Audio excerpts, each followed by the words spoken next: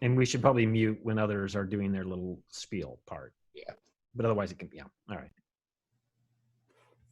Okay, so thank you for coming to the Council of Communication Association panel. This panel is a sponsored panel because we are affiliated with ICA, and actually ICA was one of the founding members of the Council of Communication Associations. We're an umbrella organization, meaning that we bring together media literacy, different areas of communication, different associations of communication. We meet regularly once a semester, usually in September and March, and discuss issues that would be of interest to our field, both in terms of field defining, field affirming, in terms of where communication should be having a voice in terms of different kinds of representation, and also thinking ahead to what our members of our different associations might be interested. Open access, creative personnel who happen to be in the field, what their promotion looks like, and other kinds of factors. So the panel that we're doing today for ICA and for our member associations is called Exploring the Intersection Between Media Literacy and History. And what we've decided to do is we have some panelists who are going to be speaking for about 5 minutes or less. They are going to introduce themselves as we move through the discussion. And then we have some discussion questions at the very end. We will leave time in this session for questions and answers that we will moderate during the ICA panel. And what you can do as audience members who are viewing this is to simply write something in chat that we can then respond to. And we very much hope that you will enjoy this panel. So our panelists today are Tim Voss, Will Murray, Jason Steinhauer, Michelle Ciulla Lipkin. And the way we will begin, as I said before, is that everybody will spend about 5 minutes summarizing their work. And their order will be Will, Michelle, Tim, and then Jason. And as I said, they will introduce themselves. So thank you very much. All right, thank you. I just want to talk a little bit about my work with media history and media law when it comes to media literacy. It's actually been a problem for a lot of newspaper editors since the beginning of the Republic, is getting an educated audience to speak to, especially when newspapers became more democratic and more of the people, beginning around the 1830s with the penny press. I noticed today that Twitter just announced they're going to be announcing on their site fake news, which is interesting, like Facebook does, labeling it. So that's an interesting experiment. But I thought about early letters to the audience, letters to the reader from editors in newspapers from the turn of the century, from the late 19th century through really, I would say, the present moment, arguing for the value of their product of news and also arguing for the sustainability of it. When you see a lot of crisis discussions and a lot of worried language among people who are in charge in newspapers, I also get reminded of my own work with previous generations of crisis communication and newspapers in crisis. I'm thinking especially of the Great Depression. A lot of editors were advocating for their papers. They were mostly conservative editors who were Republicans, who were not a big fan of FDR. So it's kind of flipped in some ways to the current moment politically.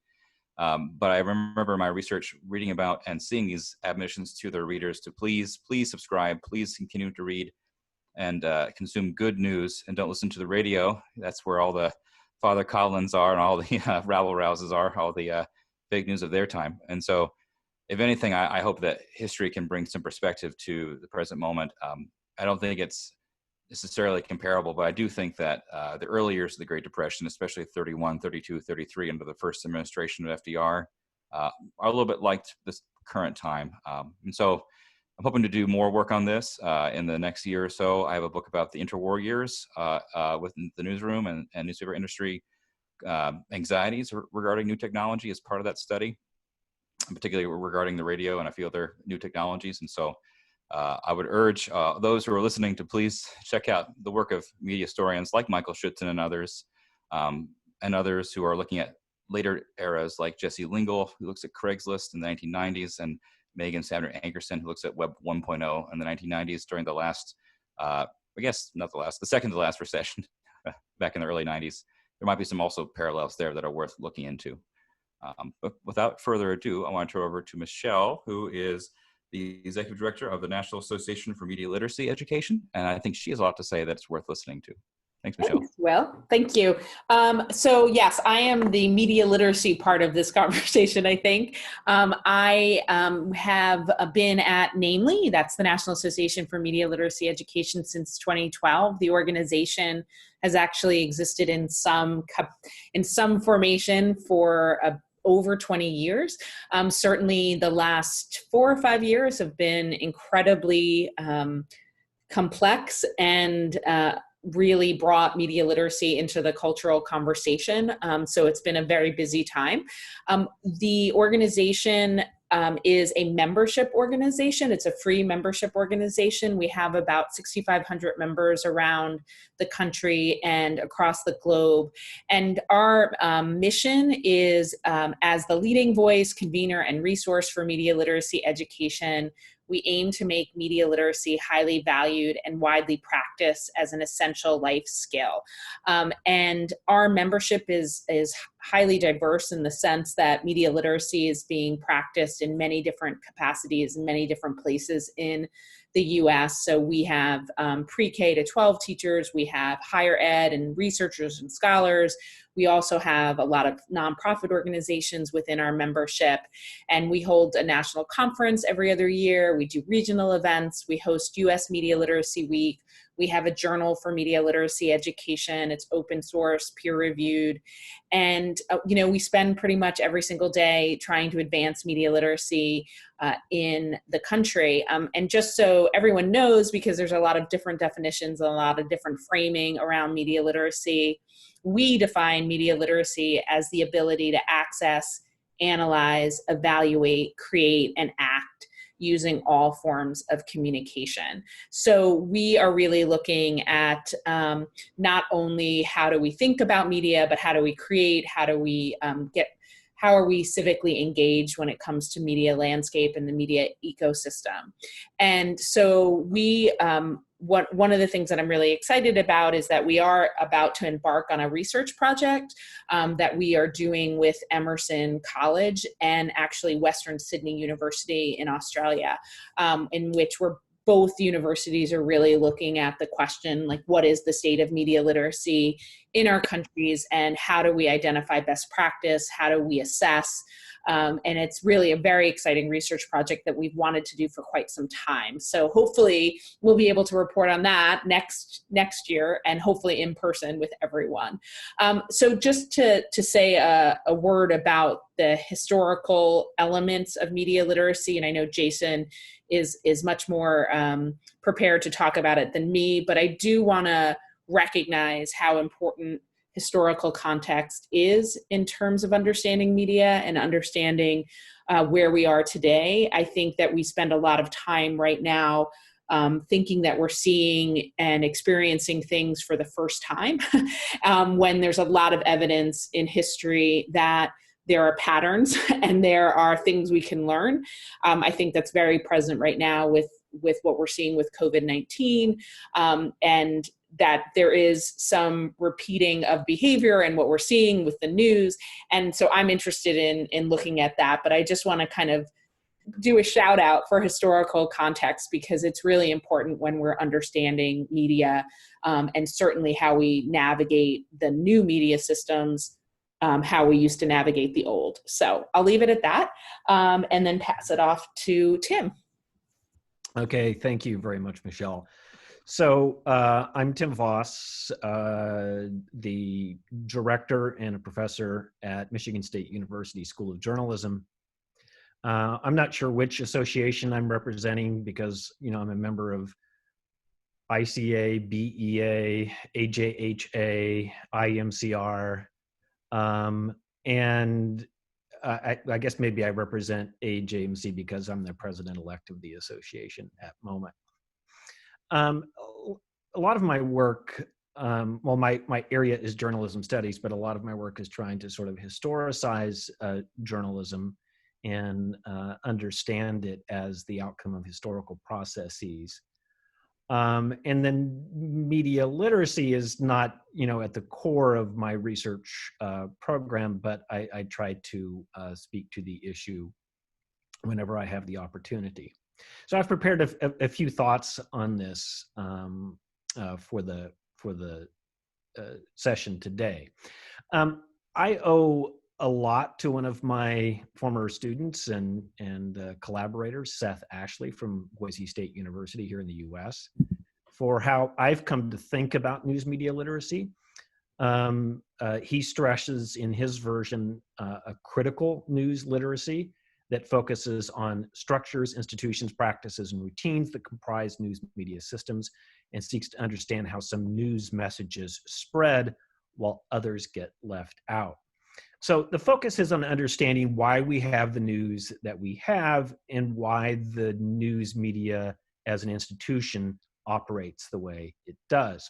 And history, of course, helps address those kinds of big questions. You cannot answer the question of why the news media operates the way they do without a large dose of historical explanation. So one way that history comes into play is to simply say, this isn't the first time this has happened. And Michelle referred to that already. And in this respect, history is there to provide perspective.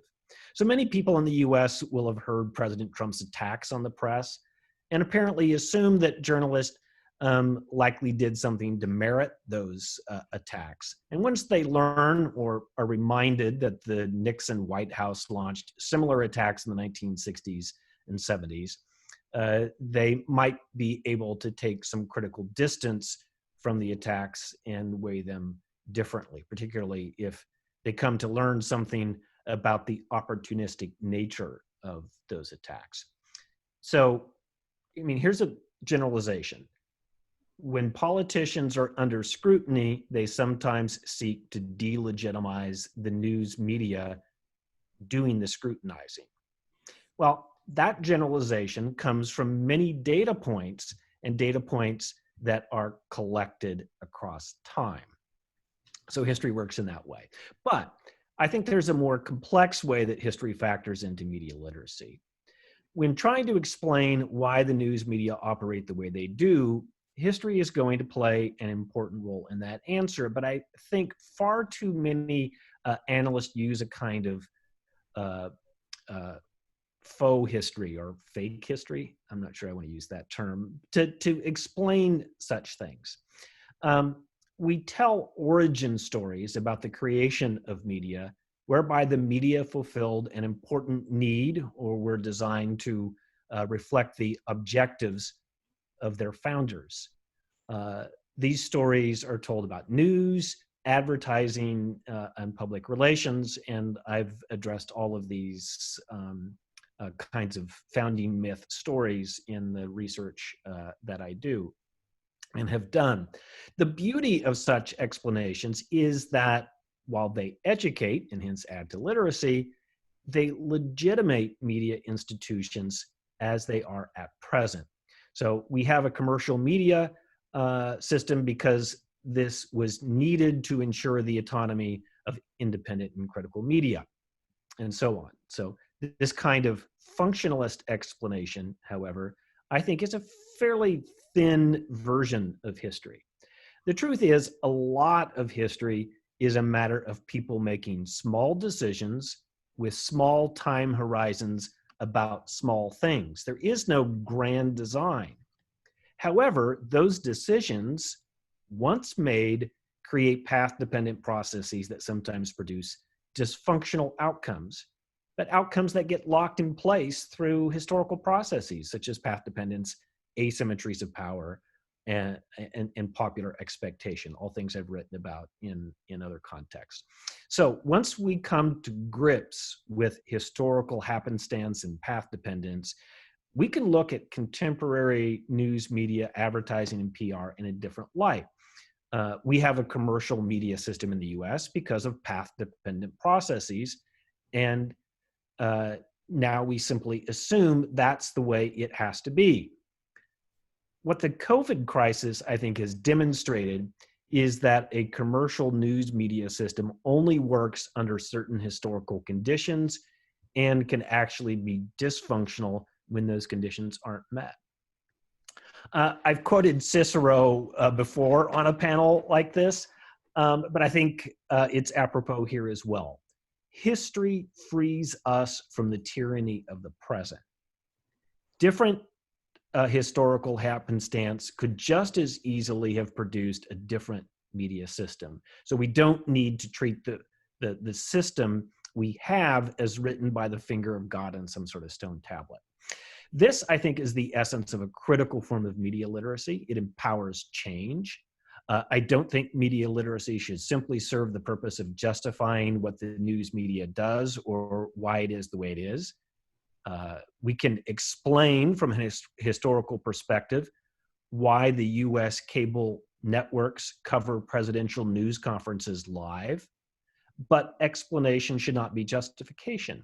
The beauty of literacy in all of its forms is that it empowers those who possess it. Literacy helps us find answers, but more importantly, it gives us the wherewithal to pose new and better questions. So in a nutshell, real media literacy requires real history. Jason, I'll let you somehow seamlessly move on to what you're going to say.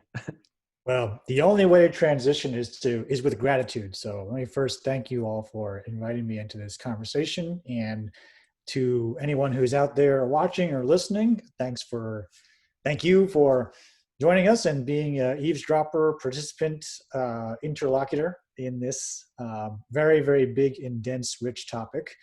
I think each of the three perspectives already have shown that there's a lot of different avenues within which to approach this question about how media literacy and history intersect and how they're connected. Probably many of which we won't get to in our short time we have together, but I'll throw a few more things on the table, and then I guess we can have an open dialogue. So I'm the director of the LePage Center for History in the Public Interest at Villanova University, which, if people aren't aware, is in Pennsylvania in the United States. This center is a new center, relatively speaking, especially when you consider the grand sweep of history. We're 3 years old, and I'm the first director. So these past couple of years has been really an exercise, in part, in standing up a new center and also trying to figure out what history in the public interest actually is. And so we've kind of taken the tack that we can help pursue the public interest by bringing history to bear on contemporary issues and contemporary questions. And we've looked at democracy in historical perspective. We did a whole series this past year on revisionist history and what that means and how scholarship continually gets revised. And we've done a little bit of stuff on fake news and putting fake news into historical perspective. And I myself am very interested in how historical information operates on the internet. And in fact, it's the subject of a forthcoming book that will come out next year that I'm writing that is tentatively called History on the Internet. So basically looking at information about the past online and how it circulates, how it operates, and how we distinguish, as Tim, I think, eloquently put it, between faux history and quote unquote real history. I think part of this question for me is also disciplinary, right? Because there's history, lowercase h, which could be interpreted as sort of the grand sweep of time and the stories we tell about it. And then there's history, capital H, and that is the professional discipline of history that includes professional historians, people who have PhDs in history or masters in history, people who work as historians or as directors of history centers, or maybe as museum curators or historians in national parks. As Michelle knows, have agitated for quite a few years to make sure that professional historians are involved with the media literacy conversation. Because I think a lot of the media literacy conversation is between communication scholars, media literacy advocates, educators, and media producers. And historians are oftentimes not at the table. So I'm really psyched to be part of this panel, and I hope this is an entryway to further conversations where the discipline of history can be involved. I think the discipline of history is important here because, like, historians have a wide range of expertises, and oftentimes that expertise is very niche and very narrow. And in conversations about media and history, grand sweep of time history, things are often very big and high level. And that leads to, as Tim was saying, generalizations, myth making, origin stories, sort of fait accompli. It has to be this way because things happen that way. But once you start to get into the details and the nitty gritty of things, that's when things become really interesting and complex. And that's something that, you know, if you're not a historian, you're not really engaged in the minutiae, you're not in the archives, you're not reading the microfilm, you don't know that stuff and you miss it. And so I think what's important about historians and professional history is bringing that level of detail, bringing that level of nuance and complexity. You know, as Will said, knowing about those editorials and letters to the editors in the early 20th century, and not only knowing that they exist, but knowing what they said, knowing who wrote them, knowing why they were written, knowing how they differed from one city to the next or one publication to the next. All that level of detail is important to getting a real clear understanding of what's going on. And a lot of times when history rises up to the forefront of the conversation, a lot of that detail falls away.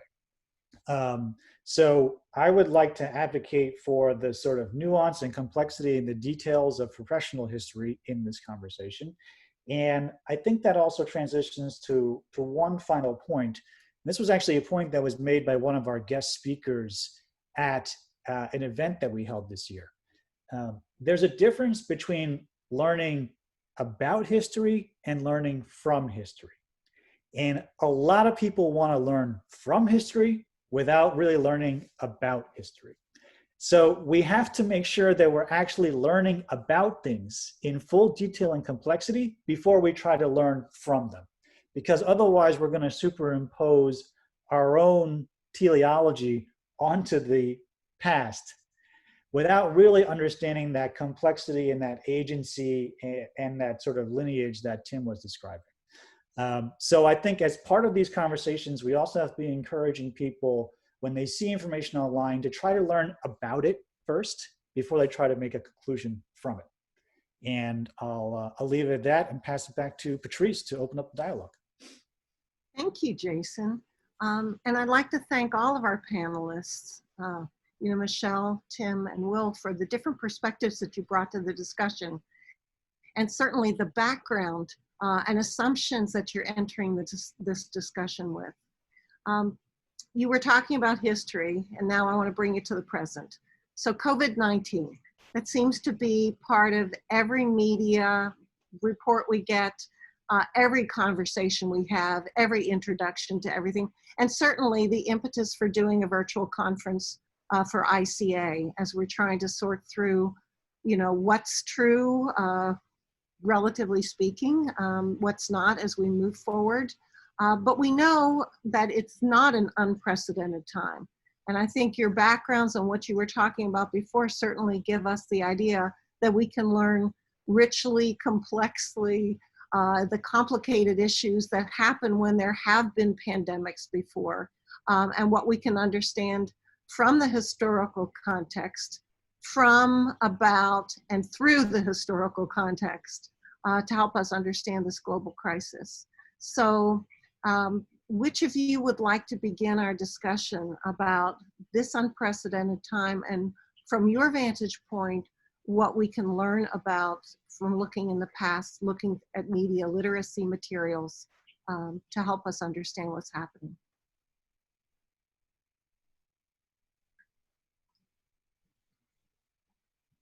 I nominate Jason.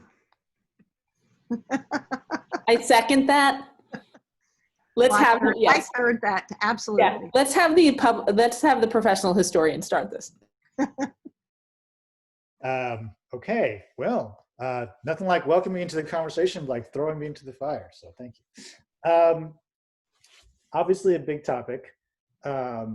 I think, first of all, it's a great time to read historians of disease and historians of medicine. And, you know, a lot of people out there, scholars, lay people, whoever may see this, may not know that those fields exist, but they do. And there's some really excellent work being done in histories of medicine and histories of disease. Also history of technology, which is a burgeoning field. There's a lot of really good stuff.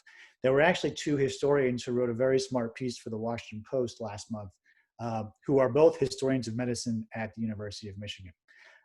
So when it comes to relating this to media literacy, I think the first thing is look for the bylines. You know, if you want to get information about past epidemics, make sure you're reading things from people who have expertise on past epidemics. You know, don't get it from the pundit who appears on CNN who happens to be talking about 17 different issues and 17 different appearances. That person probably doesn't have the deep level of expertise on, you know, yellow fever in the 18th or 19th century.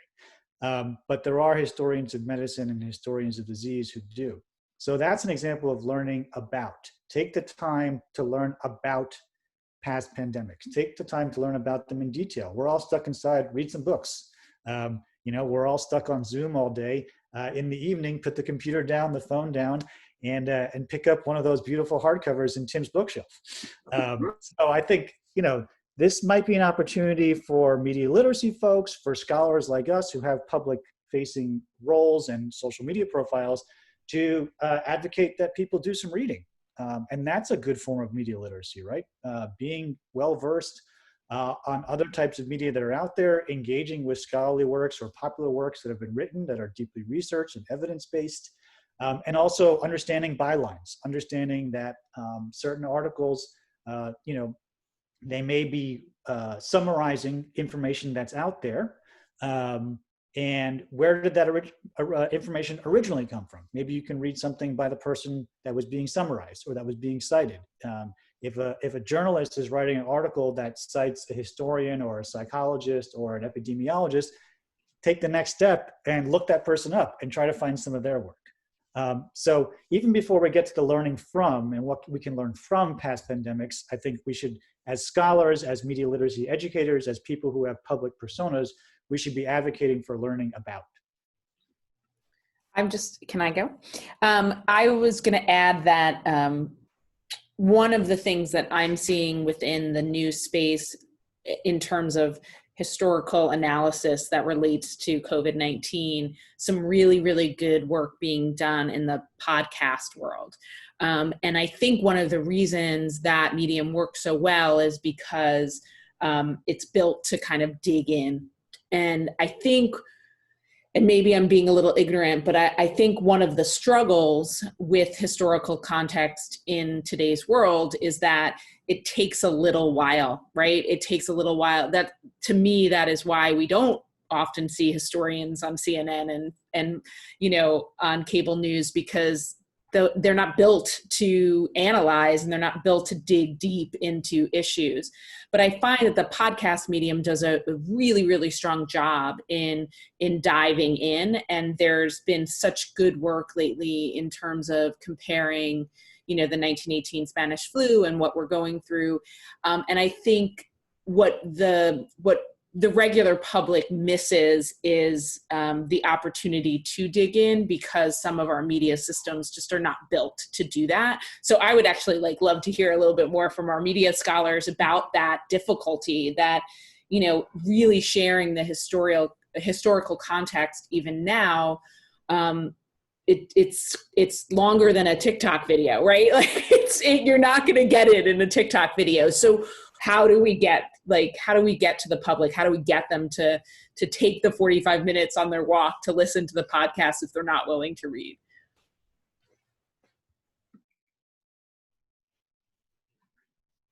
Well, Will's just nodding, so I guess that's a handoff to me. Well, I mean, I think Jason is right that there's a complex history to tell in any of these instances. But it's interesting that a lot of how we think about you know, public health information being communicated on media takes into account media affordances. So the sort of technological features you know, you're probably not going to write some tome on Twitter, you know, that you know, perfectly lays out all of the issues and problems. But I think we overdo the affordances talk sometimes. There's a little bit of technological determinism there. I mean, the early history of broadcasting, an area that I've done a bit of work on, it started out as an educational medium. It was universities that were using, you know, the radio technology to try to educate the public and have universities of the air and things like that. So the medium was used, I think, to delve into sort of complex issues. And, you know, even broadcast media played that role. It wasn't just newspapers or magazines. So that's part of the, you know, what I would add here is that whatever the medium, I think it can play a role in increasing literacy of the public and helping them understand the contemporary phenomena that we're up against. But there's been a culture of, you know, broadcast television that's developed that makes that kind of discussion seem out of place.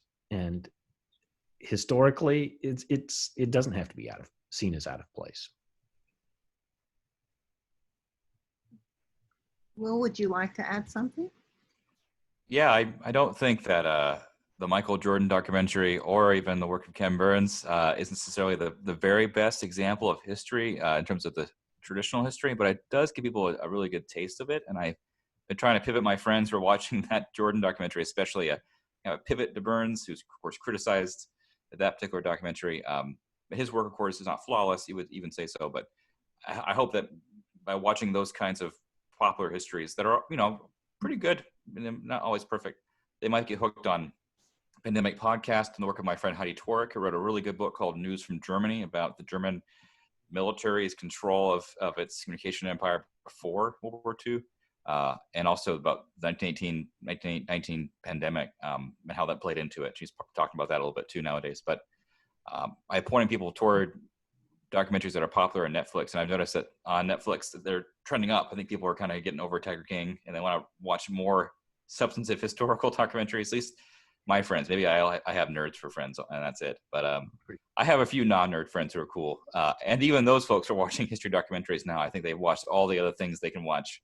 So I think it's a powerful ally and a powerful tool to utilize if you're involved in media history or history of medicine, pointing to really good, well-made documentaries that can be watched in small chunks, you know, in the evenings, or I suppose when you're waiting for your online delivery pickup at the grocery store in your car, you know. It was a really amazing one that I watched on Netflix that was an explainer series for the Kim regime in North Korea, which I had no idea had such a long and crazy history. So I watched that whole thing. It was like 45 minutes long, and it was only about 5-7 minutes each. These little videos about Kim. It was made by the National Geographic documentary team. So it's really well done and very short chunks of documentary filmmaking. So I think it's a really underused resource. I intend to use that for my students this fall when I teach media history, which is going to be a lot of fun. I'm also going to make them do COVID-19 archival collection, because there's really good efforts underway right now to record your memories, record your various ephemera from this time period for later. And so they're going to be doing that. They don't know it yet, but for Louisiana, and then also for the national efforts underway with Library of Congress, they're going to be doing some documenting for me. Just a couple quick thoughts about how I tend to make the most of this moment if I can, as best we can. So this isn't a fair question at all, but we're talking about how we should be delving into history. We should be reading different kinds of books. We should be viewing documentaries. We should be researching different areas and considering the different affordances or not, you know, considering them with regard to how we talk about the pandemic and what we can learn. Your average person may not be engaging in the same way that you are. And media literacy is for everybody. So what would be your recommendations for the average person who may not pick up this scholarly work, may not take the time to delve into all these historical artifacts and so on? And you're speaking with Patrice in the moment that we're at? Yes, absolutely, in the moment that we're at. So I think, I think what the struggle is for the public and for those that are not delving in is just the sheer amount of information is just really hard to keep up with. And I think that we've struggled to understand what it even means to be informed anymore. What does that even mean? And what we spend so much time on mis and disinformation that we don't spend a lot of time talking about what is quality information. Mm-hmm. So, and that is a frustration of mine, that we spend a lot of time trying to identify the bad stuff, but we don't recommend the more quality stuff. So I think for the common person who's not going to sit and read for hours a night, to me, it really is about slowing the amount of information you consume and seeking out quality information. And in a health crisis, I do think it's really, really important to just be careful, as simply as you can, be careful what you share and be careful what you believe, because there's so much information out there. We actually just did a resource packet for teachers with Thomson Reuters. It's like a podcast, a video, a infographic, and a teacher's guide, and really just outlining like what kind of misinformation is being seen right now and what you can do about it. And this is, from Reuters, which Hazel Baker is the global head of user-generated content news gathering, which I don't even think most people even understand that even exists, that someone is analyzing user-generated content, but they have teams of people that are analyzing it. And if you seek, that these resources, you're going to learn a little bit about the journalistic process, which is really important. But I think in general, the advice that we've been giving people right now is to slow down, like to really slow down and be very thoughtful about the content you're consuming and really focus on quality. I can tell you personally, my news intake has lowered dramatically since the pandemic started. I'm right in the heart of New York City. There's not much I can do except take care of my family and my health. And so to me, the more information hasn't been helpful, that I have to be really thoughtful. So I think that's really, people have to be thoughtful, and they can't just assume that more information means you're more informed. Like, more information doesn't mean that. You need a little bit of quality information is much more powerful than a whole lot of junk. And that's the truth. Mm-hmm. Go ahead, Jason. I think it's an excellent question. And it reminds me of a conversation I had with an editor at a major magazine a few years ago. And she told me that she assumes that her readers are capable climbers. In other words, mm-hmm. there's an abundance of curiosity about the world out there in the world.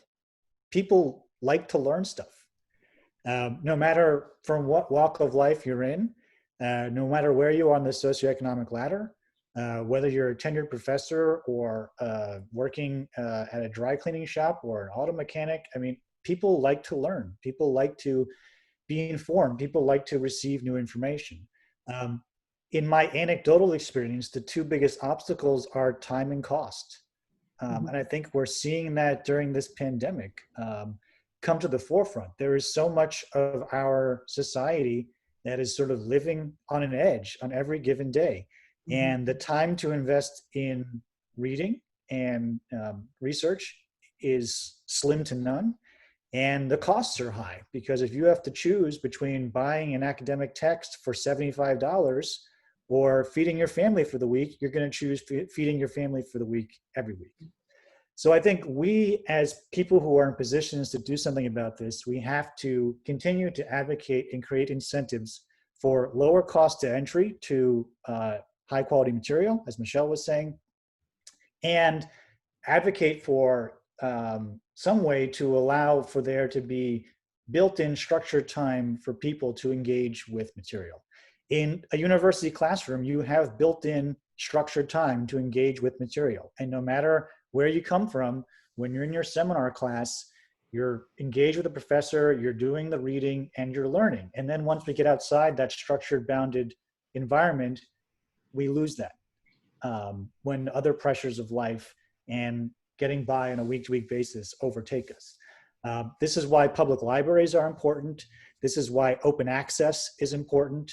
Open access allows the possibility for removing some of the barriers to scholarship, and public libraries create structured spaces where people can learn. And where I live here in Anacostia, in Washington, D.C., on a regular Saturday when we're not during a pandemic, the library is packed. It's packed with people reading books, getting access to the internet, learning, engaging with information. So I think the appetite is out there, but as Tim eloquently said earlier, there are structural reasons why people can't engage with this stuff.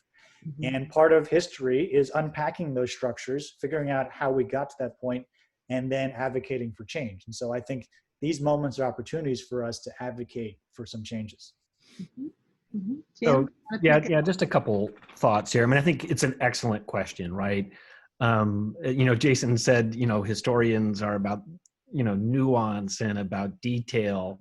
And yet it seems like when the public is the audience, we need parsimony. And that's hard to come by, when you're talking about history. But I think it's all something that we as scholars of media history or anything else need to strive for, to be able to say, here are some key takeaways from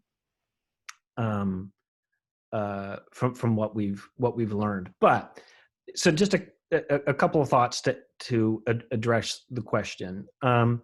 One is that I think a lot of the audience for media literacy have been students.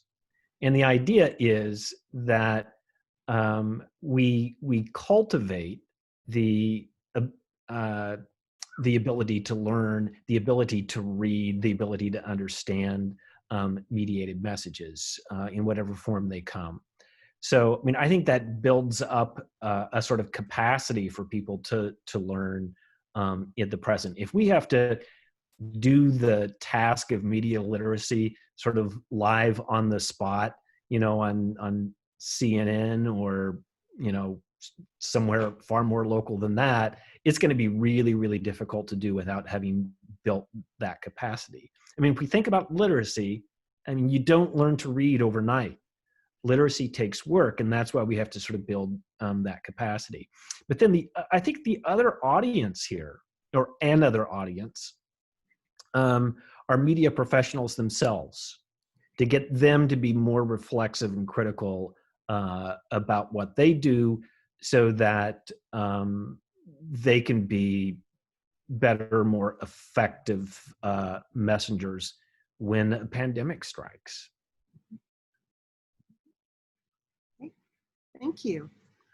You kind of gave me a segue into another question that we have here with regard to students, and I'll call on you, Will, because you actually talked about students before when you were talking about what you're planning to do. How can we teach students to understand this historical information through a media literacy lens? And you had talked about stories before, but would you expand more on that lens of media literacy before I open it up to others? Yeah, like any good teacher, I'm totally stealing from other people. I love Sam Weinberg's work. He's so good at helping people understand that your ancestors were people too, and made mistakes like you're making. And someday people look back on you and go, "Oh my goodness, they use bottled water? What monsters?" And so I appreciate Weinberg, and he has some really good resources. His new book came out last year about using the internet for history. And I think it's a good starting point for teachers of history.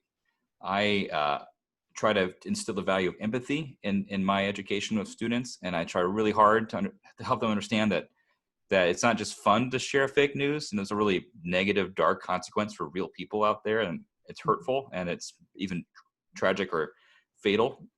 And so with the pandemic video, I fully intend to talk about that this fall, and there's a really good response from Marshall Allen that's a kind of blow-by-blow breakdown of all the crazy stuff on that thing. I'm not going to spend probably much more than I have to describing the video. They can watch on their own time, but the ProPublica reporter that he is, I think he breaks down why that's so bad. So I think I want to give them really real-life examples that matter to them. And a lot of my students at LSU are pretty conservative people, so it's kind of fun to kind of fake them out. I was in the Navy. I'm a pretty moderate, maybe slightly conservative guy myself, and so I can kind of psych them out. I think I have the beard and I'm the white guy in the room, and so I think they're needing to question their own privilege to the door sometimes with this stuff, and realize that a lot of this negative, dark news stuff that they consume and share for fun on other sites, like there's a really a real life actual consequence for that. And so showing them that, and the positive part of them helping fight that and share good news that's actually fact checked, and how much of an impact that can have in a positive direction is also part of that too. So I try to give them really practical things to do in class. Some of them complain that it's a lot of work to take my classes, but I think they like it. I think they feel like they made a difference. So they're going to be doing like submissions, like I said, uploads of documents that they have, or photographs of things that they worked on, like their garden from the pandemic era that we're living in, and hopefully be contributing in a positive way to our news ecosystem and also for future historians. So I like to get them engaged and make them make things in class if I can, and not just talk at them. So I do enjoy them doing stuff with me in class, and that's kind of fun. They've done all kinds of crazy things with me, like make a podcast and make a documentary, and it's not necessarily the highest quality, but I think they like doing it with me. So I think of myself more as a coach than a pontificator when it comes to teaching history and media history in particular. Mm-hmm. Yeah, go ahead, Michelle. I was gonna say, in terms of the, teaching history through a media literacy lens. So we actually have a resource called Key Questions to Ask When Analyzing Media Messages. And there's plenty of organizations that have similar questions. And certainly the core of media literacy is a practice of inquiry, and so it's not as important to ask the same questions all the time or the same questions as everyone else, but to be asking questions and to be thinking critically. But there are a couple of questions like, what is missing from this message that would be important to know, or how would different people interpret this message differently? And I think that those questions need to be looked at when you talk about history.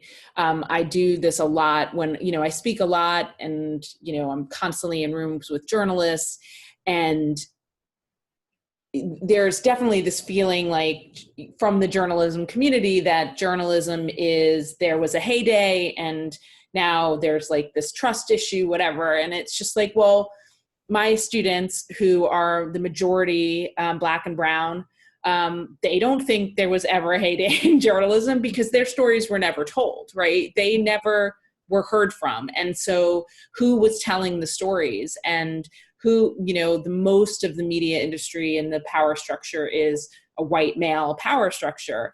And so this idea of really, I think one of the most important things to do in media literacy is to really look at what's missing from the message. What point of view am I not hearing? And that's even in like really strong documentaries. That's like, to me, the starting point is who didn't we hear from? And so I think with history, that's also really important, especially when you're working with brown and Black students who really don't feel like their history was well represented. So I think that there are ways to look at the key questions that we've created for media literacy and ask those same questions in the historical space. Mm-hmm. So building off on that with regard to, we're talking about privilege, we're talking about whose voices have not been heard, whose histories are not represented. We are seeing specific groups disenfranchised in the current pandemic. Going back to where we began with regard to the history, it's not the first time we've seen this kind of misinformation and xenophobia as response to different kinds of crises, including pandemics. What can we learn from this past that can help us to address some of the issues and the outcomes of misinformation and thinking and reacting to the current pandemic?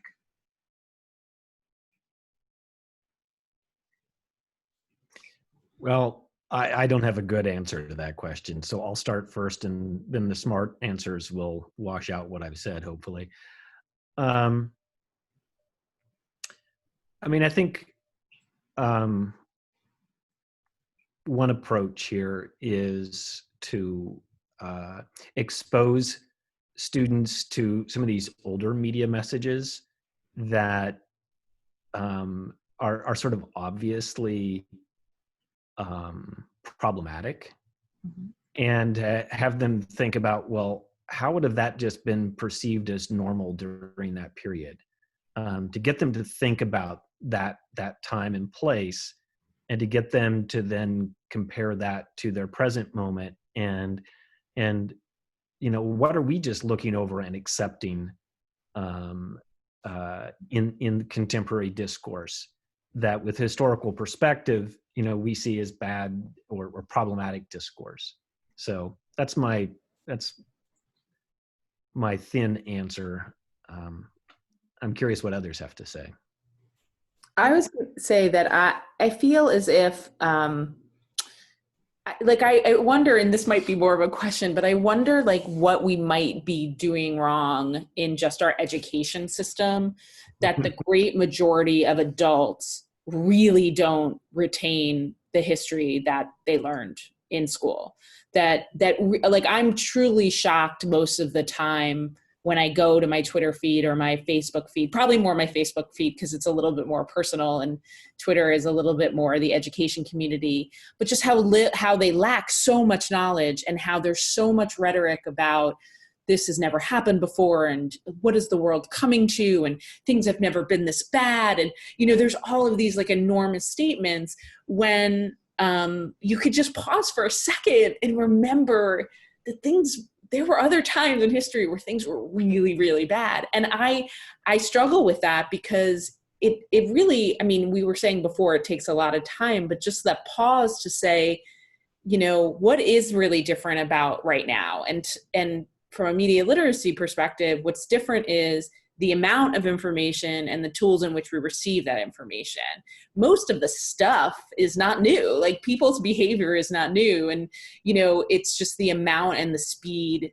And I'm constantly amazed with how little adults know about history. And that's both frightening and frustrating, and also makes me think very differently about all of our needs for continuing education, that we need to continue to educate people even when they're out of formal education. I don't even remember what the question was, but I just wanted to say that. And luckily we have Jason to yes, and his outfit to solve that problem for us. Yeah, exactly. Work on that, Jason. We're on it. It's interesting because we actually will soon be launching some programming related to the history of disease and history of pandemics. We're sort of pulling some experts together and some different scenarios depending on things opening or not reopening, and whether we have to do things online or do things in person. So more on that to come. And I urge you, if you're a member of this panel or if you're watching this panel, to subscribe to our newsletter and learn about the different things that we have coming up. We'll put our address there in the chat. This is a really, really complex question from a historian's point of view, because there's a significant portion of historians who don't believe we really can learn anything from history. That history is learning about, not learning from. And the reason is because each individual moment is so unique, with unique circumstances, unique technology, unique communication, that, apart from sort of very large, vague generalizations like, yes, there was xenophobia before, once you start to look into the details, the analogies fall apart. And so I think I'm very wary of saying we can look back at 1918 or 1893 or 1312 and find any definitive conclusions. I'm just not sure history works that way. History with a lowercase h or history with a capital H. I think one thing we can probably use as an introduction for people to think about these questions is, pandemics don't create racism and xenophobia, they tap into it. So racism and xenophobia have existed for long times, and there's certain groups are targeted for any number of different historical reasons. And the fact that we're seeing conspiracies about Jews and globalists or about Asians and Chinese Americans is not a product of a particular pandemic. It's a product from a particularly pernicious strand of intellectual history that dates back for hundreds of years. And these moments of crisis tap into that and amplify that. I think what's kind of interesting too is that moments like this, I think, illuminate just how powerful the presidency is in the United States and how important the position of president is in the United States. And so I think this taps into larger strands of presidential history in thinking about executive power, executive overreach, the relationship between the executive branch and the congressional legislative branch, how that relationship is supposed to function ideally, and what happens when it breaks down and becomes dysfunctional. So those are sort of longer historical threads that we can start to pull on when we get into a moment like this. And I'm hoping that what we can do at my center, once we kind of get our ideas around this a little sharper and have sort of put together some programming, is start to look at those questions. Because I think once we start looking at this pandemic as part of longer strands and longer threads, then we'll start to get to more interesting and revealing answers, as opposed to just doing straight analogy, 1918 versus 2020, which I'm just not convinced offers us a lot. Mm-hmm. Mm-hmm. Would anyone else like to jump in on those questions? Okay, so let's make this the last one. How does modern technology in our communication systems make the response to this pandemic, and of course we've talked a little bit about this, but how does it make the response to this pandemic different from that in the past? I'll just comment similarly that I think the speed at which we are able to communicate, I think that, the good news around that is that we had a lot more information about what was going on in other countries earlier, because we were able to use the technology and communication to see what was coming. I mean, whether we did anything about it is up for debate, but the idea is that we have more information in a quicker period, and that is both the good and the bad, right? Because it's why there's just the extent of misinformation and the speed of misinformation, and how fast it can get to so many people, and how fast conspiracy theories can move. But on the positive, it's also how fast we can gather quality information and learn about the virus, and hopefully, like I look at, ironically, Australia, who, is where we were supposed to be doing this conference, they're already opening up schools. And I think that part of the reason is because they looked and they were able to see what all the other countries were doing and not doing well, and where they were struggling. And I think that is a positive, that technology and communication can give us kind of a view into things in a quicker way than we were in the past. So to me, it's all about the speed and the amount, and that is both a pro and a con.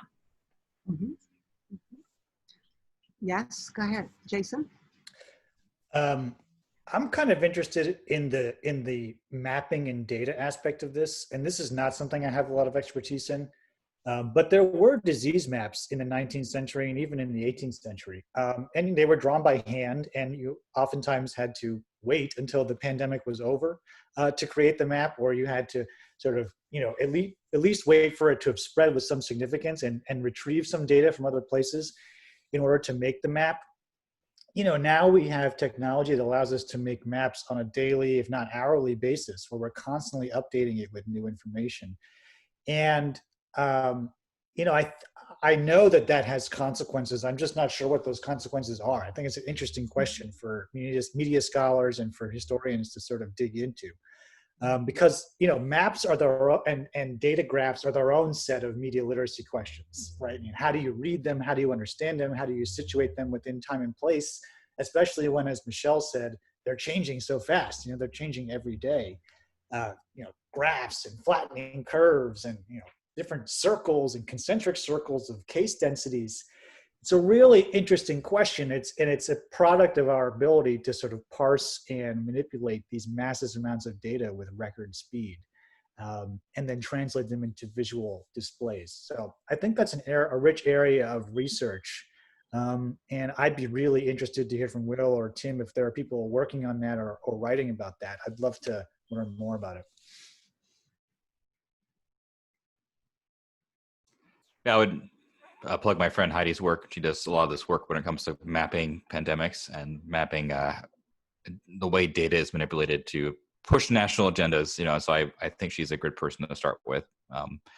I also know that there are really awesome geographers who do this kind of work all the time in geography departments, and they're really good at human geography. And so I think this is their moment to shine. I have some colleagues who are into epidemiology and human geography, and that's a really awesome combination. And I think they're going to be putting up some work soon. I hope they are. So if that happens, I'll make sure I share it on Twitter for the rest of us. If you follow me, it's a shameless plug to follow my Twitter account, Will the Word Guy. But I'll post that when I see it out. Thank you. Tim? Well, I guess I'd take the question into just a slightly different direction than maybe what you intended. And that is when it comes to technology. I don't think, because we have the technology, we should always use it. So, we have cable TV now that can do all kinds of live broadcasts all the time, and we can do live coverage of presidential news conferences. So I want to sort of go back to that point I raised in my introductory thoughts, where, there's a history to televising presidential news conferences, and hence it sort of arrives as the expected and inevitable thing to do. And again, if part of the audience for media literacy efforts are news media professionals themselves, I would ask them to reconsider how they're using this technology during this particular pandemic, because it is being used to in harmful ways, literally harmful ways. And from a journalism studies perspective, why are we? You would say, how does this comport with journalistic values? Journalists see themselves as vetting information and sorting things out, and here it's just turning on a live microphone. How is that journalism? That's not journalism. We're turning on a camera. So, I think there are some really tough critical questions that journalists have to ask themselves, and we as journalism studies scholars who are in that area need to maybe prod a little bit. But yeah, just because the technology has been benign perhaps in other circumstances, that in this historical moment of a pandemic, it's not benign. So I think I would like to thank all of you, Tim, Will, Jason, and Michelle, for your comments. And also just ask you if there's are there any final thoughts that you would like to express right now before we turn it over to our chat function for the question and answer period that will go on during the ICA conference. I guess I'll just do a shameless plug for our organization. It's a free membership organization. So you can go to namely.net, NAMLE.net, and sign up. It's very easy. And then you'll get all of our materials and then also our journal, which is at jmle.org. Thanks, Patrice. Thank you. Thank you, Dr. Buzzanell, for hosting. Go ahead. Yeah. Oh, my pleasure. My pleasure. You guys are so cool. Keep up your awesomeness, and it'll pay off, I think. And my students will be reading your stuff this fall, I promise. All 4 of yours. Great. Mm-hmm. Thank you. Okay. Thank you. Thank you. Thank you. Bye.